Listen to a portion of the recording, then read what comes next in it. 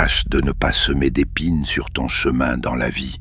Il se pourrait que tu doives le reparcourir pieds nus.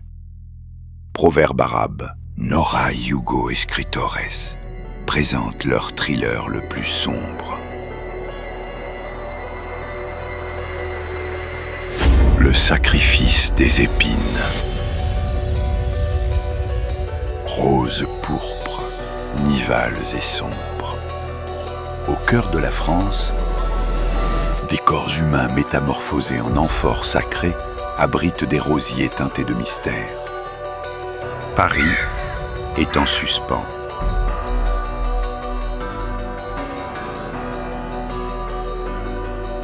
Ces parcs se transforment en scènes rituelles où les cadavres, disposés avec une esthétique macabre, murmurent un message énigmatique. Le médecin légiste Nicolas Kleiner se confronte au dossier le plus sombre de toute sa carrière.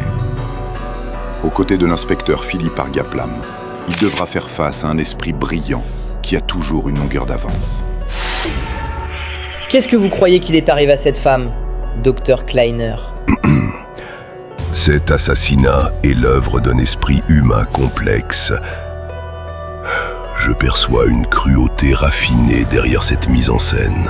Une membre de l'équipe chirurgicale qui travaillait pour le prestigieux hôpital Rimonde a été retrouvée assassinée. Dans ce puzzle de sève et de sang, chaque rose est une clé. Et son parfum, un avertissement de fatalité.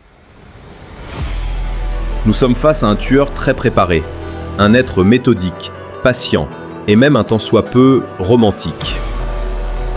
C'est un assassinat presque rituel, un homicide qui semble tout droit sorti d'un roman noir. Sous-commissaire, vous devez voir ça.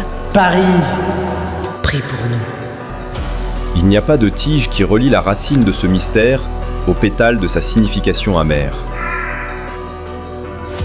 Jusqu'ici, cela semble être le crime parfait. Il n'existe pas de crime parfait. Il n'existe que des enquêtes défectueuses. Où sont ces organes? Nous assistons à l'œuvre d'un esprit chaotique. J'ose dire que nous sommes face à un tueur en série qui continuera à tuer. Un thriller criminel inquiétant où l'horreur se cache derrière la beauté des roses. Le mystère vous attend. Le temps presse. Scannez le code QR et procurez-vous sur Amazon Le sacrifice des épines, le saisissant 8e livre de Nora Hugo Escritores. Commencez l'enquête dès maintenant.